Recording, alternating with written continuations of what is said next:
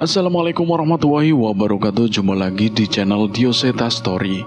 Apa kabar teman-teman semua? Semoga kalian dalam keadaan sehat selalu, panjang umur, bahagia selalu, dan sukses selalu. Pada kesempatan kali ini saya akan melanjutkan cerita yang sebelumnya, cerita yang berjudul Monyet Kembar Alas Wetan, Wanasura. Buat teman-teman yang belum mendengarkan episode sebelumnya, alangkah baiknya mendengarkan terlebih dahulu agar mengerti alur ceritanya. Oke, tidak usah lama-lama, kita langsung saja menuju ke ceritanya. Monyet Kembar Alas Wetan, Wanasura.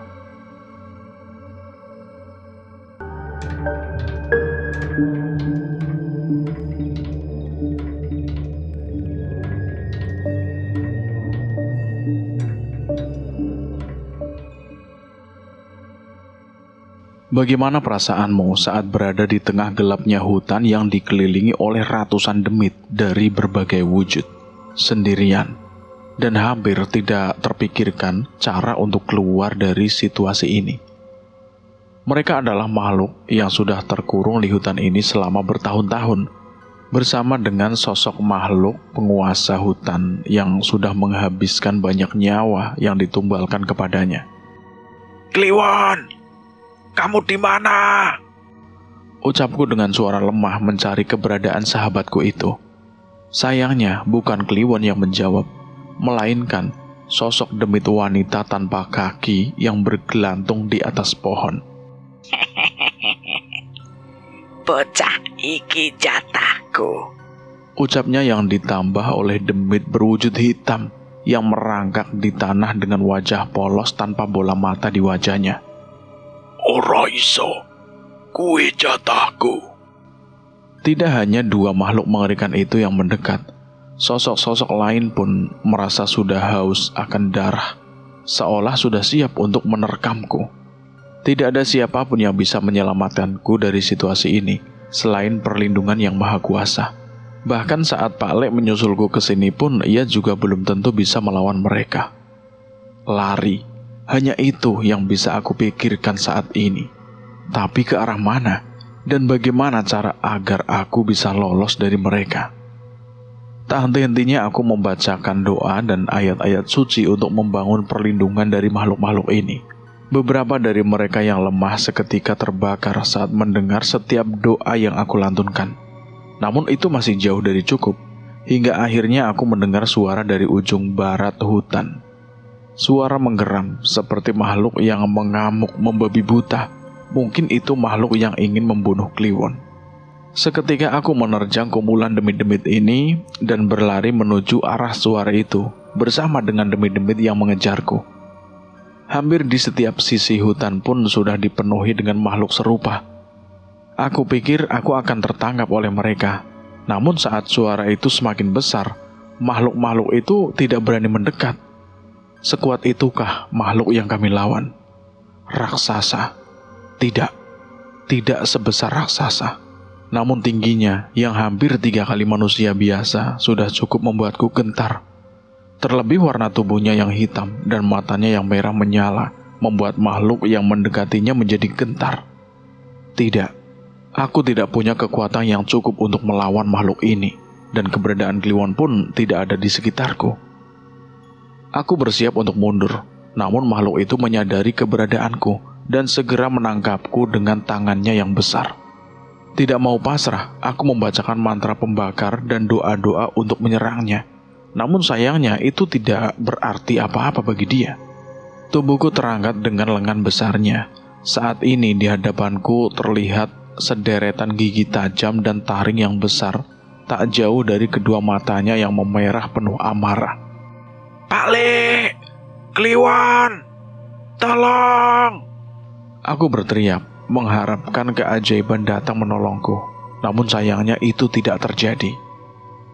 Aku teringat akan korek pusaka yang ada di kantongku dan mencoba meraihnya tepat sebelum tubuhku masuk ke dalam mulutnya.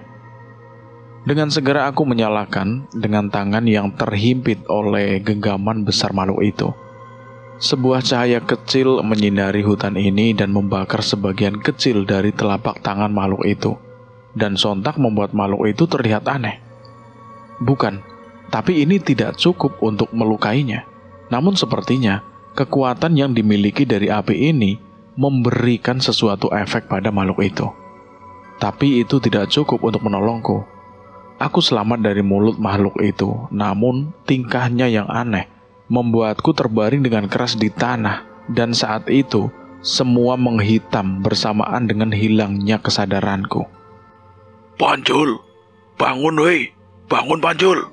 Terdengar suara Pak Le yang mencoba memulihkan kesadaranku dengan kemampuannya. Apa yang terjadi? Aku membuka mata dengan keadaan tubuh yang lebih baik dari sebelumnya, dan terlihat Pak Le sedang menggenggam keris pusakanya. Pak Le, awas Pak Le, makhluk itu berbahaya. Ucapku yang segera memaksakan diriku untuk berdiri dan memperingatkan Pak Le, namun ternyata makhluk itu sudah tidak ada. Apa Tonjul? Makhluk apa yang kamu lawan? Udah nggak ada. Makhluk hitam besar itu sudah dikalahkan sama Pak Le. Pak Le nggak nemuin apa-apa di sini selain kamu dan korek api itu. Dan yang Pak Le lawan juga hanya demit-demit biasa kok. Aku tertegun dan melihat sekitar. Lantas kemana perginya makhluk itu? Dan kenapa aku bisa selamat? Sudah, kita kembali dulu. Terlalu bahaya di tempat ini. Semua itu jauh dari kemampuan kita. Tapi Pak Le, Kliwon belum ketemu. Mendengar ucapanku, Pak Le hanya menghela nafas. Aku tahu Pak Le memikirkan keselamatanku, tapi aku tidak bisa berhenti memikirkan Kliwon. Maaf Pak Le. Ucapku yang segera berlari ke arah berlawanan dengan Pak Le dan masuk kembali ke sisi hutan lainnya. Panjul, ini masalah serius, jangan main-main. Teriak Pak Le yang mencoba mengejarku. Iya Pak Le, Cahyo tahu. Pak Le kumpulkan kekuatan sama Mas Linggar. Biar kalau Cahyo kenapa-napa bisa nolongin lagi. Balasku yang berlari lebih cepat dan meninggalkan Pak Le. Aneh, tidak seperti tadi. Kali ini demit-demit di hutan ini hanya memandangku dari jauh dan tidak mendekatiku. Ada yang berani mendekat, tapi itu bukan demit. Mereka adalah sekumpulan monyet kecil yang berlari tak jauh dari depanku. Sayangnya, tidak ada Kliwon di antara mereka. Tingkah laku mereka terlihat aneh, seolah menuntunku ke arah sesuatu dan berhenti di sebuah pohon besar yang terlihat sangat tua. Bocah cilik. Tiba-tiba, terdengar suara seorang kakek yang terlihat lemah dari kegelapan sekitar pohon itu. Baju di tubuhnya terlihat compang-camping, seperti robek karena sesuatu, dan terlihat bekas luka dari tubuhnya. Penampilannya seperti dukun yang lama tidak pernah keluar dari hutan ini. Aku ngenteni pirang tahun, mung entuk cah cilik. Ucap orang itu lagi. Sapa kowe? Tanyaku yang heran dengan sosok orang itu. Ndara, piye Ndara? Mung bocah iki sing teka. Tiba-tiba orang itu berbicara dengan sosok di belakangnya. Bukan, itu bukan makhluk tadi. Itu makhluk yang lebih mengerikan.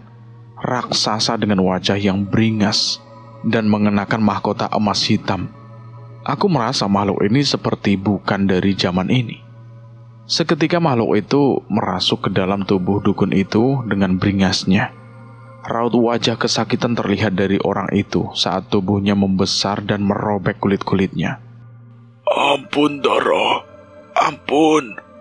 Tubuhku sudah tidak sanggup lagi. Ucap orang itu, namun makhluk itu tidak menghiraukan hingga tubuhnya berubah menjadi monster seperti yang menantang Kliwon di mulut hutan tadi. Rasa takut menjalar lagi ke seluruh tubuhku. Namun sebuah benda terlempar ke arahku. Itu sebuah kacang. Aku mencari asal benda itu yang sepertinya berasal dari atas pohon. Kliwon? Ucapku senang saat melihat wujud temanku itu berada di atas pohon. Ia segera menoleh ke arah berlawanan dan menemaniku mengikutinya. Terlihat cukup banyak bekas luka di tubuhnya, seolah telah melewati pertarungan sebelum ini. Hei, tunggu!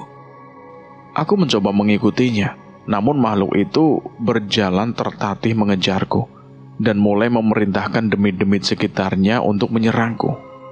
Kliwon, kita lawan saja dia. Dengan bantuanmu, kita pasti akan menang. Aku berteriak, namun ia terus berlari hingga sampai di sebuah sendang yang cukup besar. Dari gerak-geriknya, aku membaca maksud Kliwon. Ia bertujuan menjatuhkan makhluk itu ke dalam sendang ini. Aku mengerti. Kalau cuma menjatuhkan ke sendang itu, harusnya bukan perkara sulit. Setelah mendengar ucapanku, Kliwon segera menaiki pundakku seperti biasa.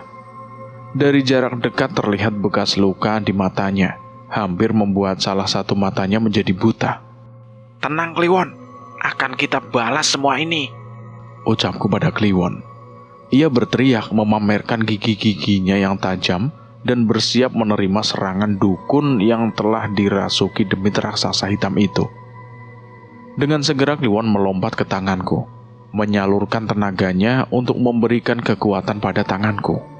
Kami beradu pukulan, namun sesuatu yang tidak kusangka terjadi. Kekuatan Kliwon tidak merasuk ke lenganku dan membuat aku terpental sehingga ke pinggir sendang. Ini kenapa Kliwon? Tidak seperti biasanya, tanyaku pada Kliwon. Namun perangai Kliwon juga terlihat bingung, namun demit itu terus menyerangku. Kliwon, selamatkan dirimu, ucapku sambil mundur dan memasukkan kakiku ke sendang dengan air yang berwarna hitam itu. Demit itu terpancing dan menerjangku. Dan dengan sisa kekuatan yang aku punya, aku menggunakan ilmu bela diri dan kontak batinku untuk menjatuhkan demit itu ke dalam sendang. Anehnya, saat demit itu memasuki kubangan air ini, kedalaman air menjadi bertambah semakin dalam, seolah tidak memiliki dasar. Demit itu mencengkeramku hingga tidak dapat menyelamatkan diri. Aku mulai kehabisan nafas, sementara demit itu tidak bisa pergi dari sesuatu yang menariknya ke dalam sendang. Tidak ada lagi yang dapat aku pikirkan, selain melepaskan sarungku agar mengambang, sehingga mungkin Pale bisa menemukan jasadku nanti. Sebelum sempat kehilangan kesadaran lagi, samar-samar aku melihat Kliwon dan beberapa temannya masuk ke dalam sendang ini dan berenang ke arahku. Mimpi. Berbagai macam makhluk seperti yang ada di cerita-cerita zaman dulu terlihat di depan mataku yang terkapar di sebuah hutan. Silaunya cahaya matahari yang terpecah dari dedaunan memaksaku untuk melihat semua kejadian-kejadian yang tidak pernah aku lihat sebelumnya. Bagaimana tidak? Apa kamu tidak heran saat melihat seekor ular bertanduk melilit sebatang pohon dan bertarung melawan burung gagak bersayap 6? Tidak hanya sampai di situ, segerombolan makhluk kerdil dengan mulut berlumuran darah dan membawa peralatan perang primitif saling bunuh dengan berbagai makhluk yang ada di hutan ini. Sudah jelas ini mimpi. Lebih baik aku tidur lagi agar tersadar dan bisa bangun pagi untuk menikmati pisang di kebun Bu Darmi. Cukup lama sampai mataku kembali terbuka. Kini salah satu wajah makhluk kerdil itu berada tepat di hadapan mataku dengan memamerkan kudis yang memenuhi seluruh wajahnya dan taringnya yang masih berlumuran darah. Spontan aku kaget dan berniat meninggalkan tempat itu. Tapi ternyata tidak semudah itu. Segerombolan makhluk kerdil sudah mengelilingiku seperti bersiap menyantapku. Sopo kowe? Aku bertanya. Sayangnya mereka tidak menjawab, seolah memang tidak mengerti dengan bahasaku. Tak ada pilihan lain selain melindungi diriku dari serangan makhluk-makhluk haus darah ini. Satu demi satu ilmu bela diriku mampu melumpuhkan mereka. Ternyata mereka tidak begitu kuat. Namun jumlahnya yang banyak dan kecerdikannya cukup membuat aku kerepotan. Sampai akhirnya aku berhasil melarikan diri menjauh dari mereka. Sayangnya, hampir di seluruh bagian hutan ini terdapat pertempuran. Pertempuran yang sangat mengerikan antara makhluk gaib dan bahkan belum pernah aku lihat sebelumnya. Ini di mana? Ketemu. Terdengar suara menggeram dari sudut hutan ini. Ini adalah suara dari dukun yang tadi dirasuki oleh sosok hitam itu. Sebuah pukulan membuat aku terpental hingga memuntahkan darah dan terpojok di sebuah pohon besar. Itu dukun dan makhluk tadi makhluk itu tidak merasuk di tubuh dukun itu lagi. Di sini ia memiliki wujud yang lebih nyata dan bisa dengan bebas menyerangku. Hentikan! Aku berteriak. Bocah bodoh, kalaupun kamu mati, kamu tidak akan bisa pergi dari tempat ini, jawab dukun itu yang berada di genggaman makhluk besar itu. Ini adalah hutan tempat asal tuanku, Doro Jogorawu. Kamu harus mati karena telah mengembalikannya ke tempat laknat ini, ucap dukun itu dengan sombong. Namun sebenarnya dukun itu hanya dipermainkan di genggaman makhluk bernama Jogorawu itu, seperti sebuah boneka rusak dengan tubuh yang berlumuran darah. Ora usah ngurusi aku. Gak lama lagi kamu bakal mati dengan luka sebanyak itu, ucapku yang setengah kasihan dengannya. Berisik kowe cah cilik, teriaknya dengan mata sinis ke arahku dan berpaling ke arah makhluk mengerikan itu. Doro, saya tidak mengeluh. Bocah ini hanya mengada-ngada, Doro. Pasti masih membutuhkan saya, ucapnya memohon kepada makhluk hitam itu. Sayangnya raut wajahnya sangat tidak senang, hingga ia membanting berkali-kali tubuh dukun itu ke tanah, hingga akhirnya dukun itu kehilangan nyawanya. Sungguh sebuah pemandangan yang mengerikan, apalagi setelahnya makhluk itu menoleh ke arahku, seolah mengatakan berikutnya adalah giliranku. Sekuat tenaga aku mencoba berlari, namun tetap saja aku menemui pertempuran lain di sudut hutan ini dengan makhluk yang tidak kalah mengerikan dari yang dukun itu panggil dengan nama Jogorawu itu. Sepertinya hukum rimba berlaku di tempat ini. Siapa yang kuatlah yang bertahan hidup.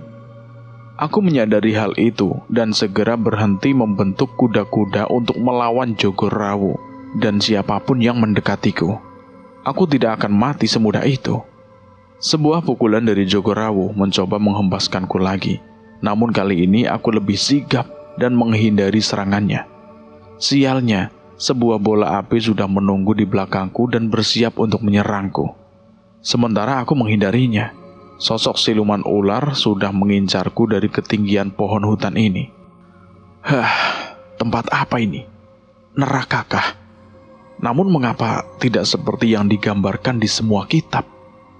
Entah beberapa lama aku berlari, bertarung, dan mencoba bertahan hidup dari semua makhluk di tempat ini, hingga salah satu tendangan mengenaiku dengan telak. Dak! Aku berdiri mencoba membalas. Namun, aku terhenti saat tersadar bahwa serangan itu berasal dari manusia, tepatnya seorang anak manusia. Heh, kamu manusia kan? Ucapku pada bocah itu. Namun bukannya jawaban, melainkan serangan demi serangan darinya meluncur ke arahku. Sebenarnya bukan ke arahku saja, tapi ke semua makhluk yang ada di tempat ini. Berhenti! Ucapku kepada anak berbaju kuno itu yang cukup primitif menurutku. Namun bukannya jawaban, tapi malah serangan lagi yang anak itu berikan kepadaku. Oh alah, dasar bocah demit! Aku berteriak sambil membalas serangannya dan mendaratkan tendanganku ke kepalanya. Bukannya kesakitan, anak itu malah tersenyum dan memamerkan matanya yang memutih sepenuhnya. Dia tidak bisa mengendalikan dirinya. Percuma, aku tidak bisa berharap pada bocah ini dan segera pergi. Namun sepertinya bocah itu masih berusaha membalas tendanganku dan mengejarku hingga mendaratkan sebuah tendangan yang membuat aku tersungkur. Bertubi-tubi pukulannya menghujam tubuhku hingga tidak mampu untuk membalas. Namun sebelum pukulan terakhirnya mengenai tubuhku, sosok makhluk menerjang dan menghentikannya. Hentikan, dia manusia sama sepertimu, ucap makhluk seukuran manusia yang lebih mirip dengan ras kera. Namun bocah yang mengamuk itu masih terus mencoba menyerangku, sementara makhluk itu mencoba mengembalikan kesadaran bocah itu.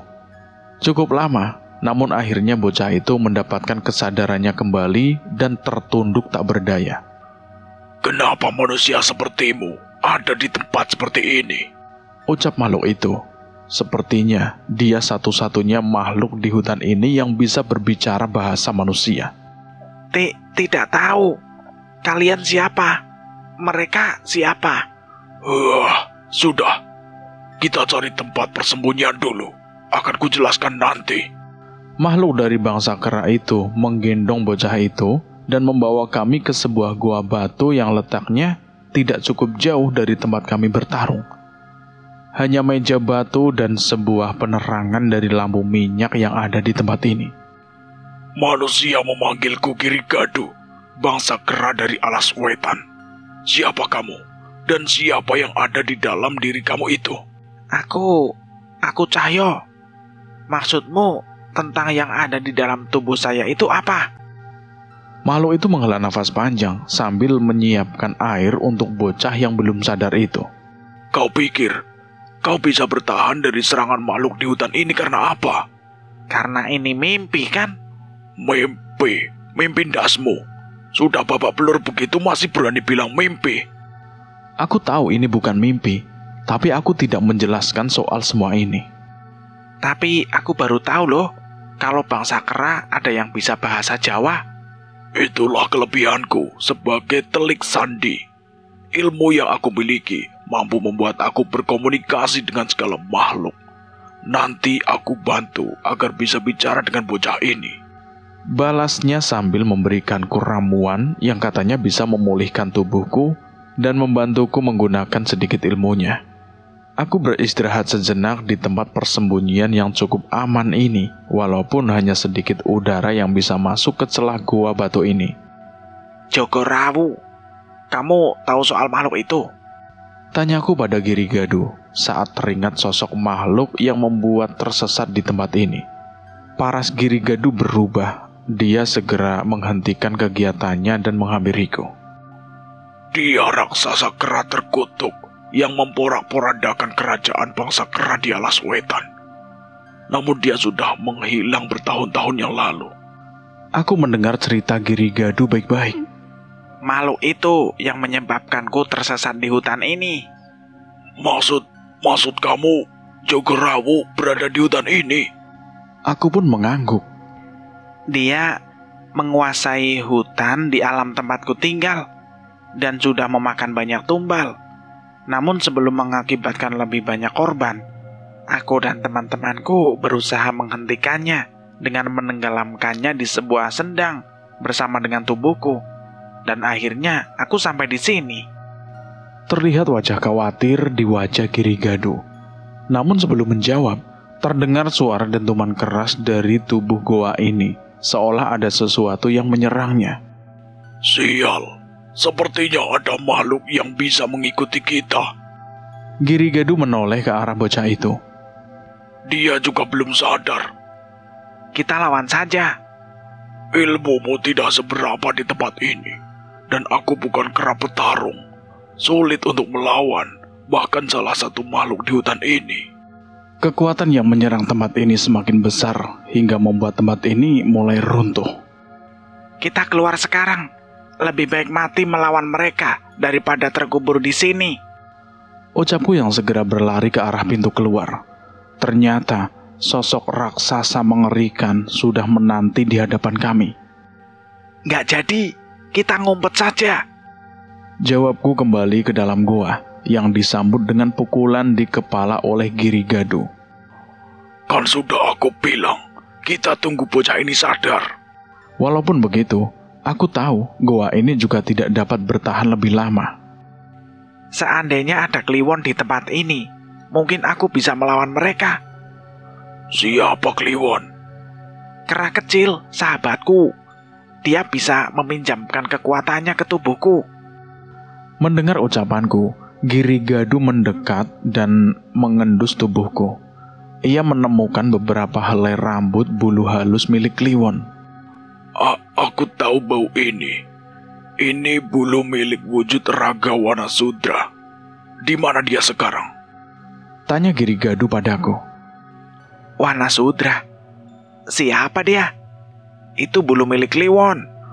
Yang mampu mengimbangi kekuatan Jogorawu adalah kedua panglima monyet kembar dari kerajaan di sisi gaib hutan ini, Wanasura dan Wanasudra. Ia menghilang bersama Jogorawu untuk menghentikannya. Sebentar. Lah kok malah mumet ya? Aku berpikir sejenak. Kliwon pernah menceritakan bahwa dia berasal dari hutan yang bernama Wanamarta saat pementasan wayang di desa Kandimaya. Apa itu adalah sisi gaib hutan ini? Apa sisi gaib hutan ini bernama hutan Wanamarta? Bangsa manusia menyebutnya seperti itu. Berarti benar yang dimaksud oleh Girigadu. Wanasudra adalah Kliwon dan Wanasura adalah saudara kembar Kliwon yang dibunuh oleh Jogorawu. Kita harus cari Kliwon. Maksudku Wanasudra. Seharusnya dia ada di hutan ini. Dia menyusulku ke dalam sendang sebelum tersesat di tempat ini. Akhirnya aku menemukan tujuan di hutan ini. Setidaknya aku harus mencari Kliwon dulu. Lalu bagaimana dengan Wanasura? Apa dia sudah ada di hutan ini? Aku terdiam sejenak. Apa aku harus menceritakan tentang kematian Wanasura? Tepat setelah serangan raksasa itu menggetarkan gua ini lagi, bocah itu terbangun, matanya tidak memutih seperti tadi. Brak! Sebuah tendangan dari bocah itu membuat aku terpental ke dinding. Girigadu, dia kumat lagi. Itu balasan karena sudah memanggilku bocah demit, ucapnya yang segera melangkah keluar. Girigadu hanya tertawa saat melihat kejadian itu.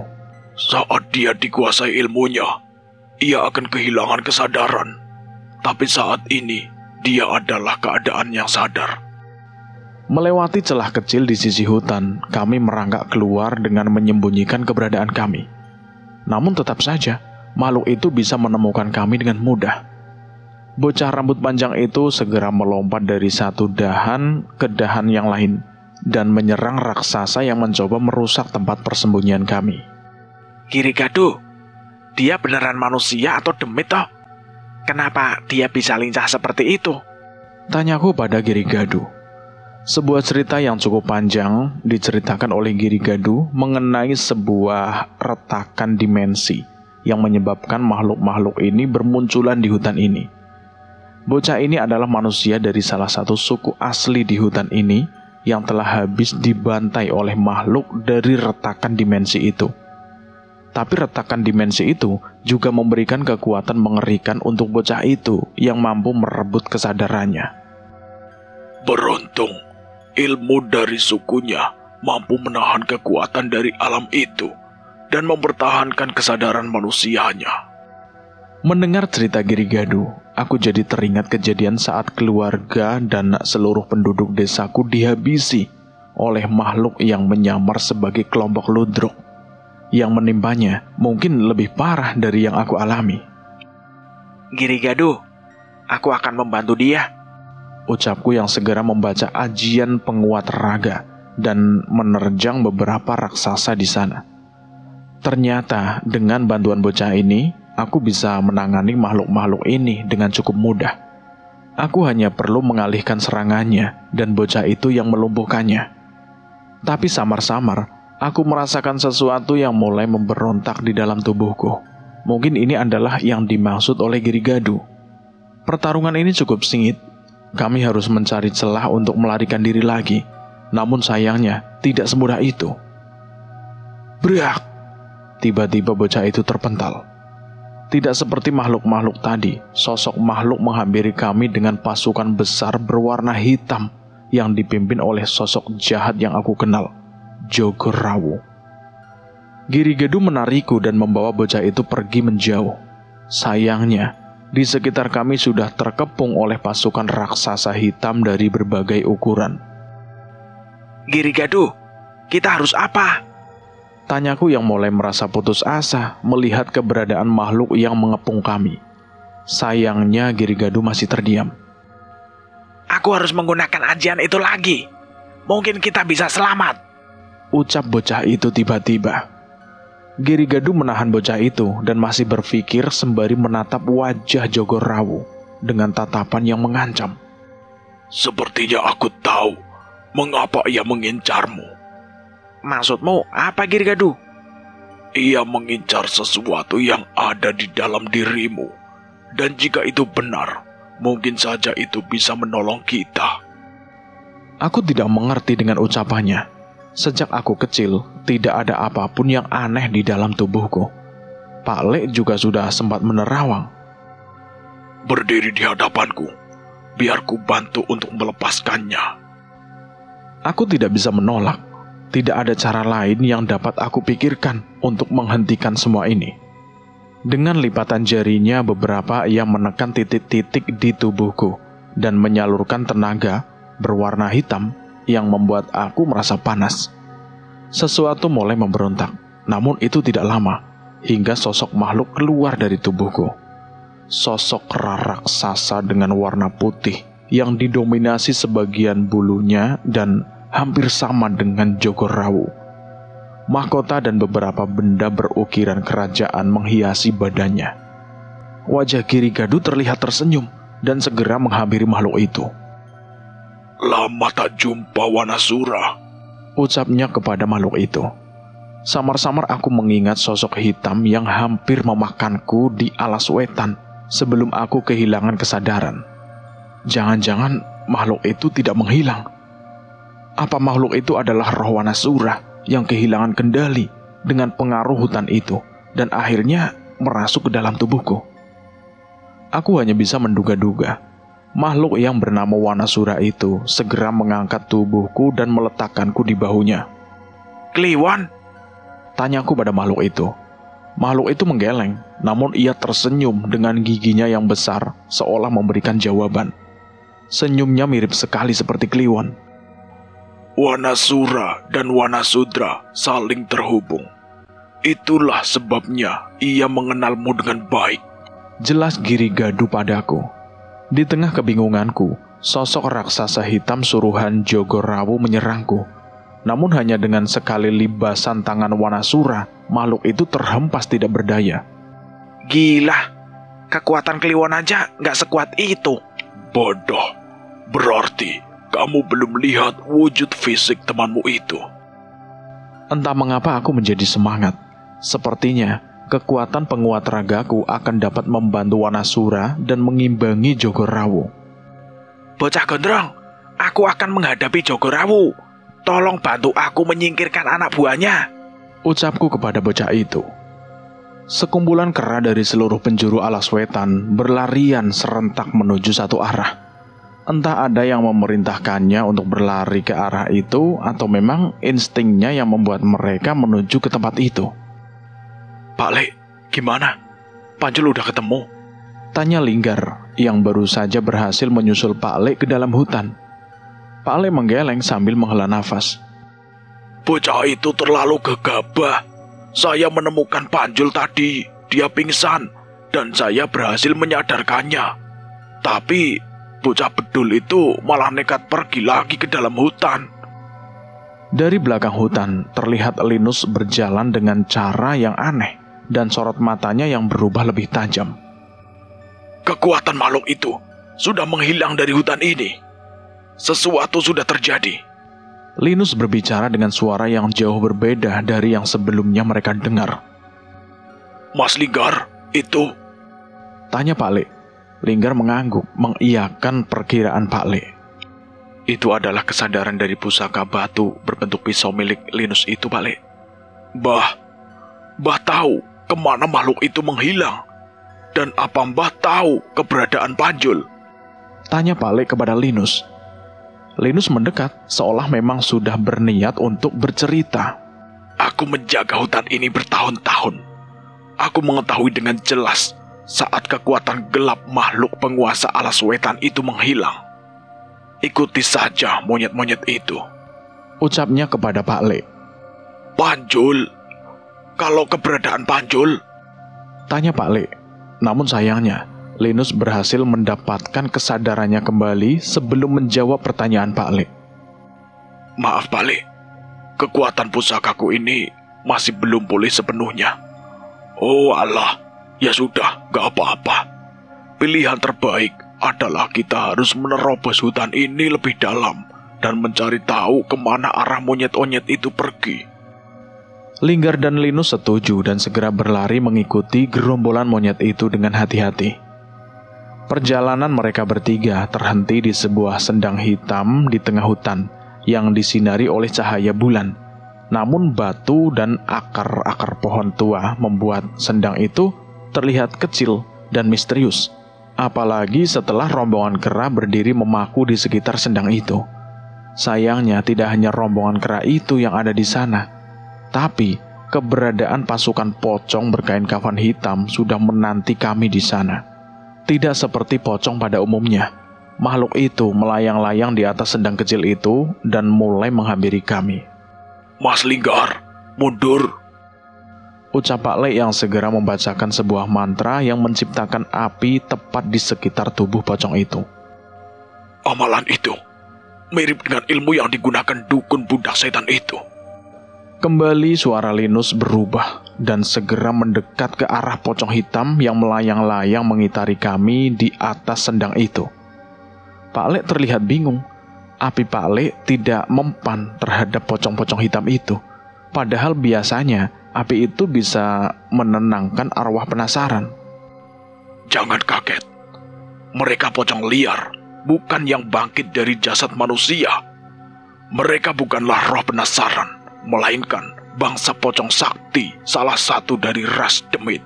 Jelas pusaka itu yang merasuki tubuh Linus. Angin semilar, pangurip geni.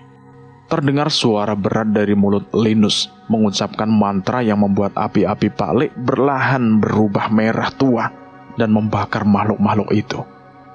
Awalnya Pak Le terlihat heran, tapi samar-samar Pak Le mulai memahami kemampuan pusaka milik Linus itu. Itu apa Pak Le? Tanya Linggar yang melihat kubangan air kecil yang tidak pernah mereka sangka ada di sana. Kalian yang pernah kesini toh? Kenapa malah nanya ke saya? Jawab Pak Le yang memperhatikan monyet itu satu persatu. Mungkin ia mencari keberadaan Kliwon di antara kera-kera itu. Linggar menggaru-garu kepalanya, sementara Linus sudah kembali kesadarannya. Ya, omongan Pak Le sih bener, Gar. Harusnya kita lebih tahu. Kesadaran Linus hanya bertahan sebentar sebelum pusaka miliknya itu kembali mengambil kesadarannya. Sendang godong ireng, wes ratusan tahun sendang iki ora tahu kentekan banyu. Ucap Linus yang kembali ke dalam pengaruh pusakanya. Enek kekuatan seko alam liyane sehingga wes sendang iki terus urip. Jelasnya lagi pusaka itu yang merasuki tubuh Linus. Terus Mbah, apa hubungane ilange Panjul karo sendang iki Mbah? Linggar bertanya kepada pusaka yang merasuki tubuh Linus itu. Ada, sepertinya memang ada hubungannya. Jawab Pak Le yang tersadar dengan keberadaan sarung Panjul yang mengambang di sendang itu.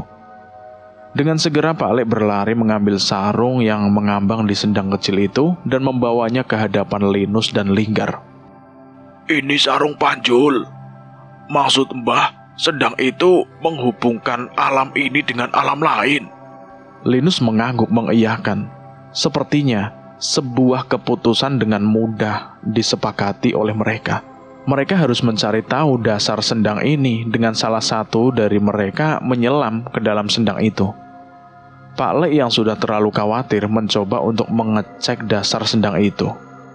Badah, bila kalian ikut terbawa ke tempat itu, belum tentu kalian bisa kembali. Sekali lagi, suara dari sosok pusaka itu terdengar lagi dari mulut Linus mencoba melarang Pak Le. Lalu, apa yang harus kita perbuat, Mbah? Tanya Linggar kepada pusaka itu. Aku bisa menembus alam itu, namun untuk kembali harus ada yang memiliki kemampuan untuk mengukirkan jalurnya. Pak Le berpikir sejenak, mencoba mencari kemungkinan yang bisa ia lakukan. Apa ilmu raga sukmamu berguna, Mbah? Bila aku menempelkan sebagian sukmaku pada ukiran tubuh pusaka Mbah, mungkin itu bisa membawa Mbah dan Panjul kembali saat aku menarik kembali sukmaku. Tanya Pak Le kepada pusaka itu. Memang itu yang aku maksud. Gunakan ajian apimu lagi untuk melindungi mereka berdua selama kepergian kita. perintah sosok yang ada di tubuh Linus itu.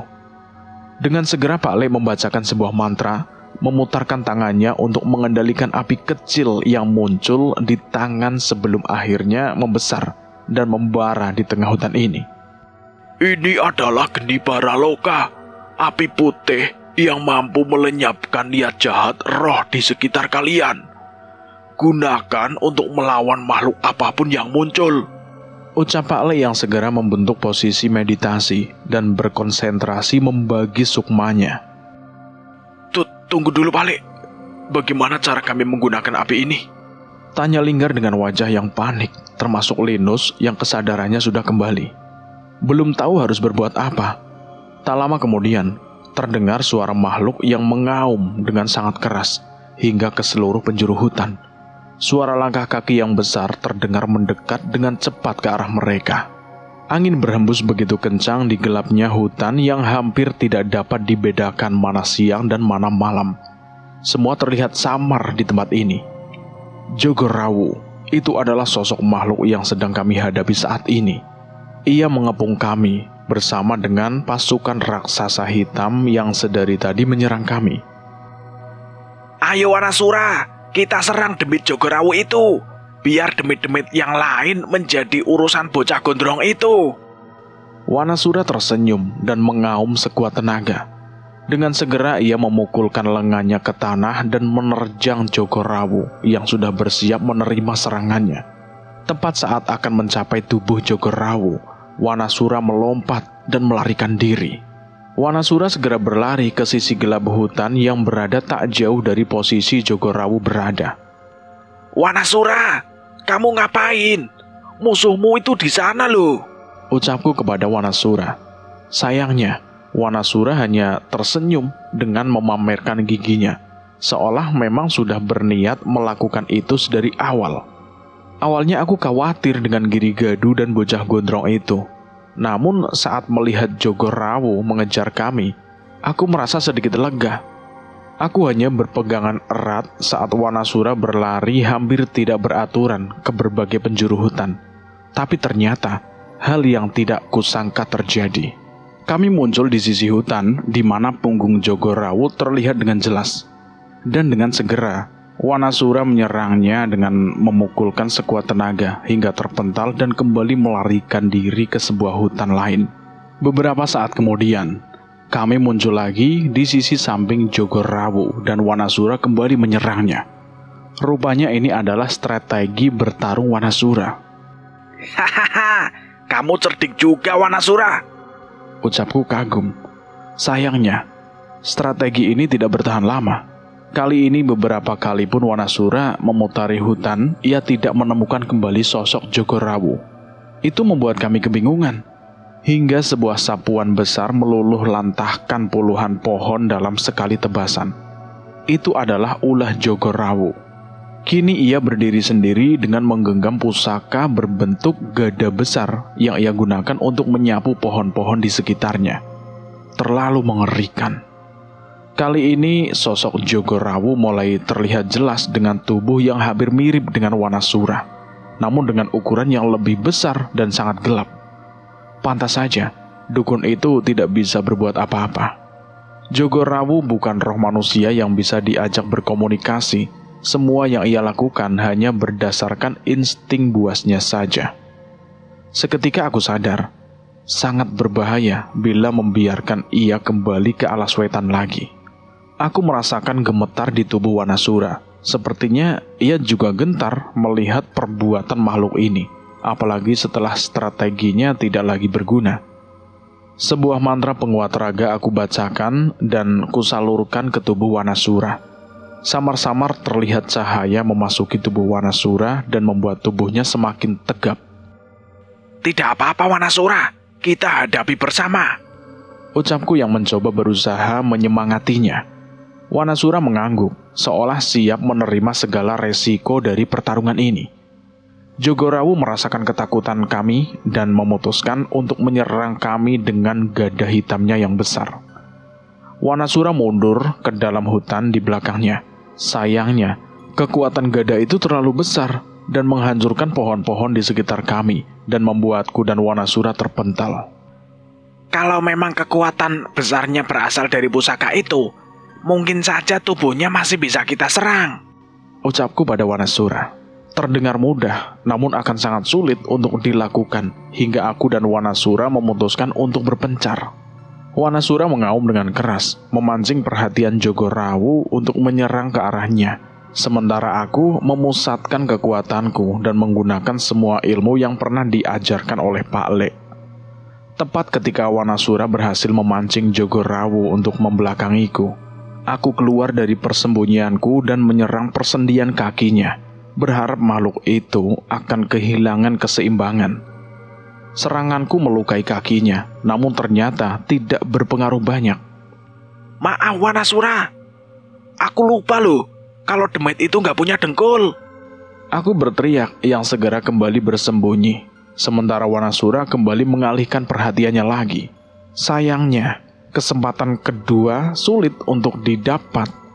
Sebuah pukulan besar dari gada Jagorawu berhasil mengenai tubuh Wanasura dan membuatnya hampir tidak berdaya.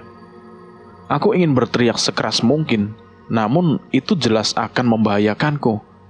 Entah apa yang aku pikirkan, hingga aku memutuskan menaiki tubuh Jagorawu dan mencoba menyerangnya, tepat di punuk punggungnya. Sayangnya aku tidak bisa mengeluarkan kekuatan sekuat tadi. Aku menyerangnya bertubi-tubi, namun hanya sedikit berdampak padanya, hingga ia melepaskan tubuhku tak jauh dari tubuh Wanasura. Sakit, tanpa sadar sudah banyak luka-luka di sekujur tubuhku. Namun aku tahu ini belum ada apa-apanya dengan yang diterima oleh Wanasura. Aku berjalan tertatih menghampiri Wanasura yang tengah tersungkur menahan lukanya itu. Wanasura, kembali ke tubuhku. Kita cari cara lain, perintahku pada Wanasura. Tingkah lakunya menolak, namun aku terus memaksa hingga ia kembali merasuk ke tubuhku, tepat sebelum serangan Jagorawu mengenai kami. Aku berlari sekuat tenaga menjauh dari makhluk itu, mencoba mencari cara untuk menyelamatkan diri darinya. Berbeda dengan saat tadi, kini aku merasakan kesadaran Wanasura berada di tubuhku. Sepertinya kali ini kami terhubung seperti saat aku bertarung bersama Kliwon.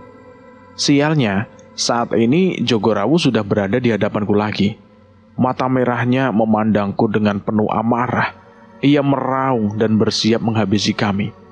Namun sebelum serangannya mengenai tubuhku, tiba-tiba Jagorawu terpental oleh sebuah serangan yang muncul dari sisi hutan lain.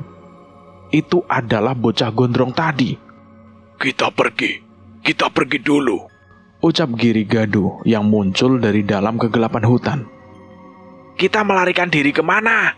Tanyaku yang segera berlari mengikuti arah Girigadu. Tidak, kita akan bertarung dengannya di tempat lain. Jelasnya, terlihat dari sisi semak-semak hutan, bocah gondrong itu mengikuti kami sambil menghalau demit-demit yang mengikuti kami. Kalau kita menyatukan kekuatan, apa kita bisa mengalahkan Jagorawu? Belum cukup, tapi aku merasakan ada kekuatan yang akan datang di suatu tempat di hutan ini. Kita ambil pertaruhan ini. Sepanjang perjalanan, kami melihat berbagai jenis demit dengan berbagai wujud. Namun mereka sama sekali tidak menyadari keberadaan kami. Mungkin ini adalah ilmu milik kera Girigadu ini. Sebuah sendang, mirip dengan sendang di alas wetan. Namun di sini tidak hanya satu. Yang terlihat di mataku ada lebih dari 5 kolam di sana. Girigadu, aku tidak setuju bila harus mengembalikan dia ke alamku. Tenang dulu, bukan itu rencanaku. Tak lama setelahnya, bocah gondrong itu sampai di tempat ini. Ia menceburkan tubuhnya ke masing-masing sendang dengan terburu-buru dan melakukan meditasi. Sendang itu menandakan kelima jin penguasa hutan ini yang tidak pernah menampakkan wujudnya lagi hingga saat ini. Sendang pertama meminjamkan kebijaksanaan, sendang kedua memberikan keberanian, sendang ketiga memberikan pengetahuan, dan sendang kembar memberikan kesadaran dan pemulihan. Ilmu yang ia miliki membuatnya mengamuk tanpa sadar. Tapi kelima sendang ini bisa mengisi kesadaran bocah itu untuk sementara waktu, sehingga ia bisa bertarung dengan sadar. Aku mulai mengerti begitu rumitnya hidup di alam ini. Seandainya ada yang bilang ini mimpi pun, aku akan percaya. Saat ini aku hanya berharap untuk terbangun dengan sayur lodeh buatan bule dan memakannya bersama Kliwon. Plak! Mikir apa kamu? Sana siap-siap. Jogorawo sudah semakin dekat, ucap Giri Gaduh. Lah terus, aku yang melawannya. Gak usah bohong. Wanasura ada di dalam tubuhmu, dan kamu juga tahu cara menggunakan kekuatannya. Memang benar yang diucapkannya. Aku memang ingin mencoba kekuatan yang sering aku lakukan dengan Kliwon saat bersama Wanasura kali ini. Aku menunggu dengan berhati-hati, tepat di sisi hutan tempat kami datang, dan samar-samar aku mulai mendengar suara langkah kaki besar yang mendekat. Tapi tunggu, itu bukan hanya suara satu langkah kaki, puluhan, bahkan mungkin lebih dari itu. Seketika terkesibak kabut di kedalaman hutan itu saat Jogorawo berlari ke arah kami. Kali ini dengan pasukannya yang tidak kalah mengerikan, mereka lebih terlihat seperti sosok hewan buas berbulu hitam yang patuh dengan perintah Jogorawo. Gimana ini? Gak mungkin kita lawan mereka semua. Enggak, sudah jelas apa yang harus kita lakukan, balasnya dengan wajah yang memang tidak menyangka akan hal ini. Kabur! Aku kaget dan menoleh ke arah Giri Gaduh. Ia benar-benar berlari menghampiri bocah gondrong itu ke hutan yang lebih dalam. Bocah, dari sendang yang mana kamu masuk ke hutan ini? Enggak tahu. Tapi belum sempat aku menjawab, tiba-tiba muncul sekumpulan pasukan kera menyergap Jogorawo dan pasukannya sebelum sempat memasuki pelataran sendang hutan ini. Aku menghentikan pelarianku dan memperhatikan ke arah pasukan yang menghadang Jogorawo. Itu apa itu Kliwon? Tanyaku saat melihat sosok kera besar mirip Wanasura memimpin pasukan itu. Benar, itu Wanasudra. Dia datang tepat waktu. Aku berlari ke arah kera itu, ke arah Kliwon dengan wujud yang jauh berbeda dan lebih mengerikan dari wujud kecilnya saat mencuri pisang di kebun Budarmi. Kliwon! Aku berteriak. Ia mendengar suaraku dan segera meninggalkan pertarungan untuk menghampiriku. Wujudnya sudah jelas berbeda, jauh dengan yang selama ini aku lihat. Tapi aku tahu dengan jelas bahwa ia adalah Kliwon. Entah aku tidak bisa mengerti apa yang aku pikirkan. Di satu sisi, aku senang bertemu dengannya. Dan di sisi lain, aku khawatir karena ia juga ikut terjebak di alam ini. Tepat saat mendekatiku, Kliwon kembali ke tubuh kera kecil dan naik ke pundakku. Di saat yang sama, Wanasura keluar dari tubuhku dan menyambut kedatangan saudara kembarnya itu. Saat itu aku merasa tidak ada lagi yang perlu kami takutkan. Bocah gondrong itu juga sudah menyelesaikan meditasinya dan bersiap memasuki medan perang. Satu persatu pasukan Jogorawo dihabisi hingga tidak berdaya oleh bocah gondrong itu bersama pasukan yang dibawa oleh Kliwon. Sepertinya hal inilah yang diceritakan oleh Giri Gaduh. Kliwon menghampiri Giri Gaduh seolah mengucapkan salam dan menyampaikan pesan kepadanya. Kini Jogorawo terlihat gentar saat melihat Wanasura dan Kliwon kembali ke wujud kera raksasa yang menghampirinya. Sepertinya ia masih tidak bisa melupakan kekalahannya oleh kekuatan kedua monyet kembar dan pasukannya itu. Aku bersiap berlari menaiki salah satu tubuh mereka. Namun dengan cepat, Giri Gaduh menarik tubuhku. Sudah tidak ada yang perlu dikhawatirkan. Sekarang kita hanya menonton, ucap Giri Gaduh padaku. Benar apa kata Giri Gaduh. Wanasura dan Kliwon dengan mudah berhasil mengimbangi kekuatan Jogorawo hingga beberapa kali ia terpental. Sebuah pertarungan yang tidak masuk akal bila dilihat oleh manusia biasa. seekor kera kecil yang sering iseng dengan warga desa dan melemparkan kacang ke anak kecil, kini bertarung dengan sosok raksasa yang seukuran pohon yang bisa dipanjat olehnya. Aku begitu semangat berteriak kepada kedua kera kembar raksasa itu, sementara Girigadu memerhatikannya. Bocah, sesuatu akan datang ke tempat ini dan menyelesaikan pertempuran ini, ucap Girigadu tiba-tiba. Aku menoleh mencari tahu apa maksudnya. Saat itu terjadi, akan ada sesuatu yang bisa membawamu kembali ke alammu.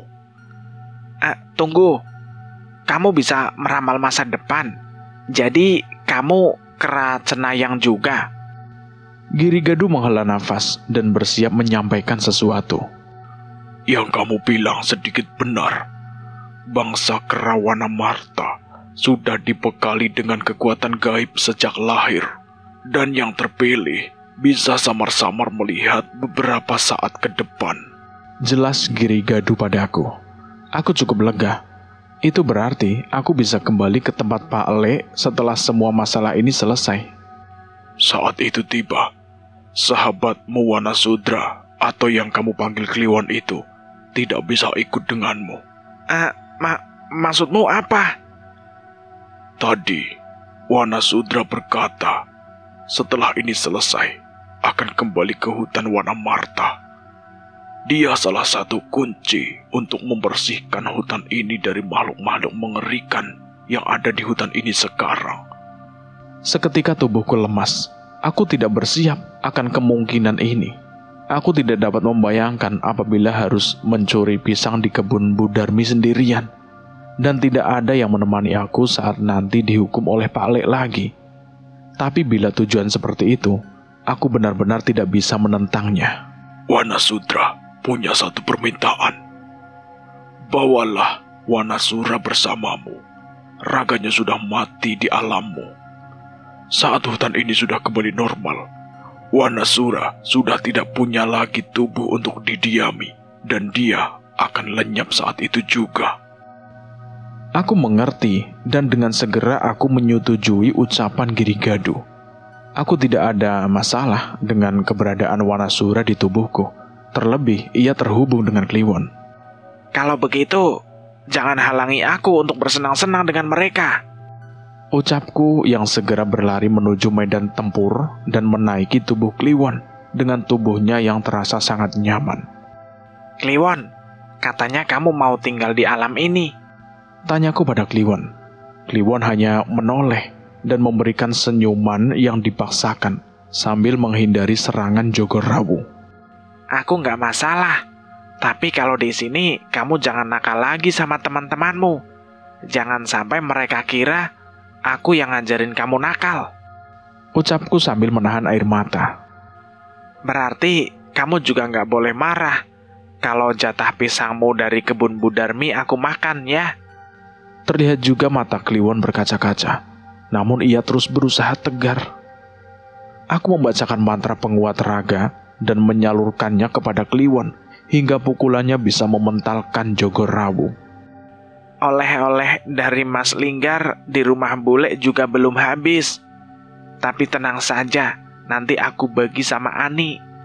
Seketika Kliwon kembali ke tubuh keranya, menaiki pundaku dan menggenggam dengan erat bahuku. Ia menyentuh kedua tanganku dan memberi kekuatan seperti saat kami bertarung bersama sebelumnya. Aku berlari ke arah Wanasura dan membantunya menghajar Jogorawu dengan kekuatan dari Kliwon. Sebuah pertarungan yang sengit antara kami bertiga melawan Jogorawu. Aku ingin menikmati pertarungan ini sebaik-baiknya saat hangatnya kekuatan Kliwon mengalir di tubuhku dan keberadaan Kliwon yang berada di pundakku. Sayangnya, Jogorawu tidak menyerah. Ia mengambil gada hitam besarnya dan menyalurkan kekuatan yang sangat besar ke pusaka itu.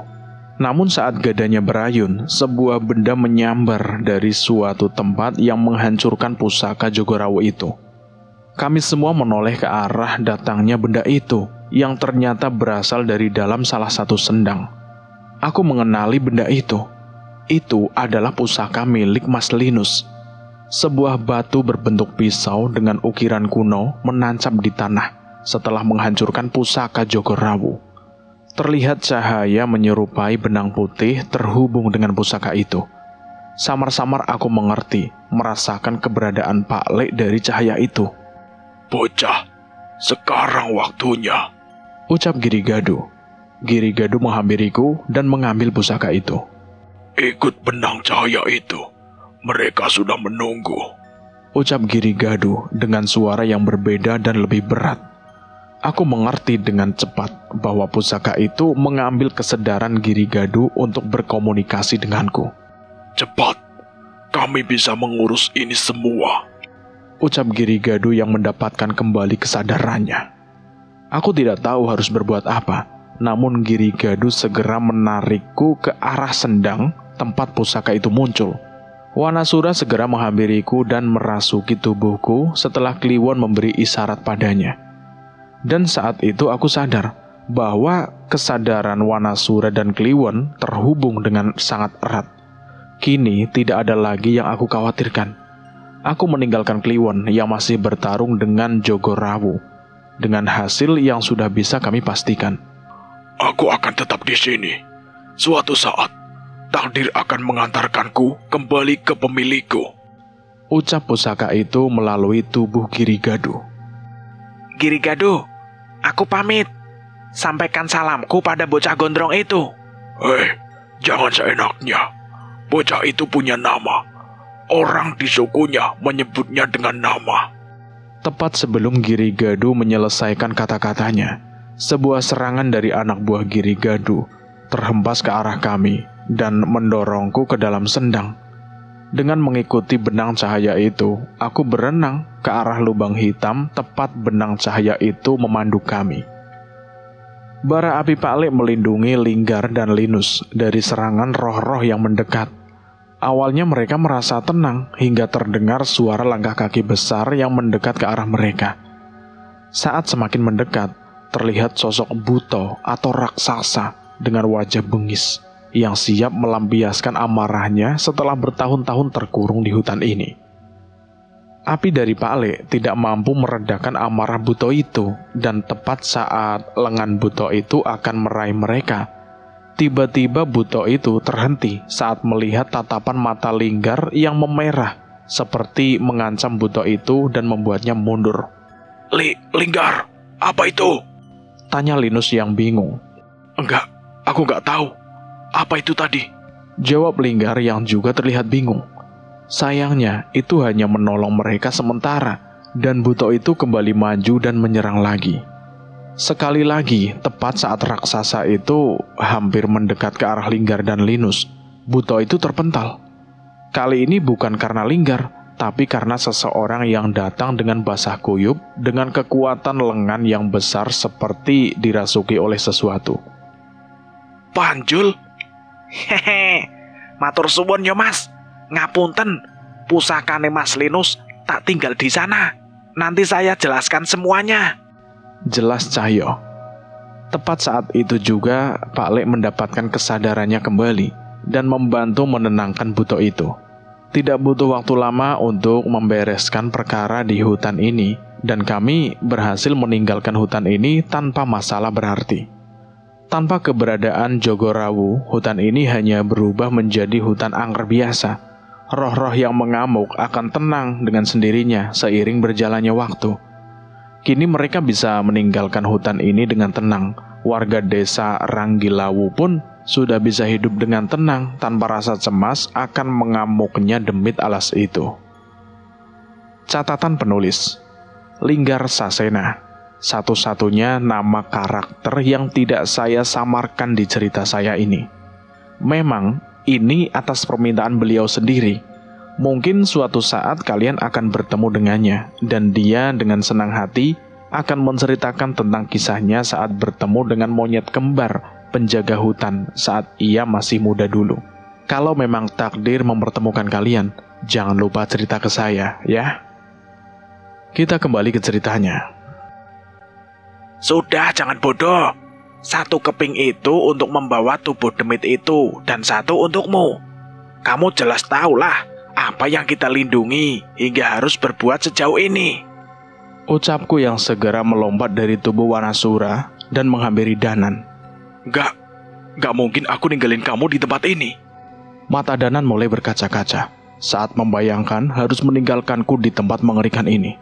Haha, aku pernah merasakan kejadian ini saat dulu meninggalkan Kliwon dulu. Tapi kali ini berbeda. Aku akan mencari cara untuk kembali. Tenang Danan, aku nggak sendirian. Ada Wanasura dan Kliwon yang menemaniku. Ucapku dengan mencoba memberikan senyuman padanya. Danan menoleh ke retakan dimensi jagat Segoro Demit dan menyaksikan lubangnya semakin mengecil. Ia seperti akan mencoba memasukkan untuk pergi keluar gerbang itu. Untungnya saat ia menoleh ke arahku, aku sudah siap bersama Wanasura untuk menghembaskan Danan dan tubuh Demit Ludruk itu ke dalam lubang yang dipenuhi energi gelap itu. Danan, tolong jaga Sekar dan Pak Le. Teriakku setelah melemparkanku ke lubang dan segera kembali menerjang gerombolan Demit yang mencoba menerobos ke alam manusia. Aku, Wanasura, Kliwon menahan semua makhluk yang dipanggil Ludruk itu untuk memasuki celah jagat Segoro Demit di belakang kami hingga akhirnya benar-benar tertutup. Wanasura, Kliwon, tahu kan apa yang harus kita perbuat setelah ini? Mereka berdua mengangguk alias mengerti. Kabur! Ucapku memandu mereka. Sebelum meninggalkan tempat itu, sebuah benda jatuh dari sisa retakan gerbang itu. Itu adalah patahan kayu dengan ukiran bertuliskan Jawa kuno. Aku merasakan aura Mbah Wira di sini. Mungkin Danan yang melemparkan ke sini sebelum gerbang itu tertutup. Sekuat tenaga, kami berlari menghampiri seluruh makhluk-makhluk tadi. Untungnya, tanpa perintah dari Demit Ludruk, mereka tidak lagi mengincar kami. Sayangnya, alam ini memiliki kesadaran sendiri yang mencoba merasuki pikiranku. Kliwon, kita harus pergi dari tempat ini secepatnya. Kami sampai ke sebuah tempat di mana terdapat sendang hitam yang sangat luas. Satu persatu pasukan Kliwon masuk ke tempat itu dan menyisakan kami bertiga. Aku menatap pantulan dari air itu. Itu adalah alam tempat Kliwon tinggal. Mungkin itu tempat yang bernama Hutan Wanamarta. Sulit untuk menggambarkannya, namun aku tahu dengan jelas tempat itu berada di zaman yang berbeda dengan zamanku. Tidak mungkin manusia sepertiku bisa tinggal di sana. Tapi aku memikirkan kemungkinan bahwa bisa saja di sana lebih baik dari di alam ini. Saat aku mencoba mendekat, tiba-tiba Kliwon menahanku. Ia kembali ke tubuh kecilnya dan mengambil patahan kayu yang ada di genggamanku. Ia menoleh ke arah sebuah pohon beringin besar yang tidak asing. Itu, aku kenal pohon beringin itu.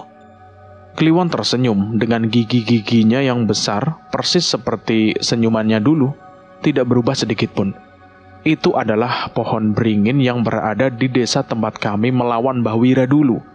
Sebuah tempat di mana seseorang sakti bernama Chandramukti dimakamkan. Mungkin patahan kayu ini menghubungkan alam ini dengan tempat Mbah Wira berasal. Aku teringat saat pertarungan melawan Brakaraswana bersama Danan dan almarhum Pak Kuswara. Ternyata alam itu juga terhubung dengan jagat Segoro Demit. Kliwon berlari memandu kami ke sana dengan tubuh kecilnya, sementara aku masih menaiki tubuh Wanasura. Kliwon, kamu tidak kembali dengan pasukanmu? Tanyaku pada Kliwon. Kliwon menggeleng dan menaiki sisi sebelah pundak Wanasura. Berarti urusanmu sudah selesai toh? Ia mengangguk. Sepertinya tahun-tahun yang aku lewatkan tanpa Kliwon berjalan lebih cepat dari alamnya. Pantas saja tidak banyak perubahan dengan wujud Kliwon. Wanasura bisa ikut kembali dengan merasuk ke tubuhku. Lalu apa kamu bisa masuk ke gerbang itu juga? Tanyaku pada Kliwon, tepat setelah sampai di depan pohon beringin. Saat kami mendekat, ada sebuah gerbang seperti yang dilewati Danan tadi, terbuka seiring dengan mendekatnya patahan kayu ini. Kliwon kembali ke wujud kera raksasa, dan kali ini sebuah benda sudah terikat di pinggangnya. Samar-samar aku mengingat benda itu. Itu adalah pusaka Mas Linus, sebuah batu berbentuk pisau. Itu pusaka Mas Linus? Kliwon hanya mengangguk dan mendekatkannya ke patahan kayu Mbah Wira. Aku tersadar ukiran di pusaka itu persis dengan ukiran di patahan kayu yang aku pegang. Aku tertawa, rupanya semua ini sudah ditakdirkan. Aku benar-benar berterima kasih kepada Yang Maha Pencipta atas perlindungannya padaku dan sebuah takdir seistimewa dan tidak dapat disangka ini. Jagat Segoro Demit, sebuah alam yang memiliki kesadarannya sendiri, suatu tempat yang merupakan asal-muasal demit di seluruh penjuru bumi. Saatnya aku meninggalkan tempat ini. Senja di pohon beringin, sebuah pemandangan yang indah yang aku nikmati sambil memandang anak-anak yang masih bermain petak umpet. Sayangnya mereka bukan anak-anak biasa. Mereka adalah roh penasaran yang belum tenang di sekitar asrama di tempat ini.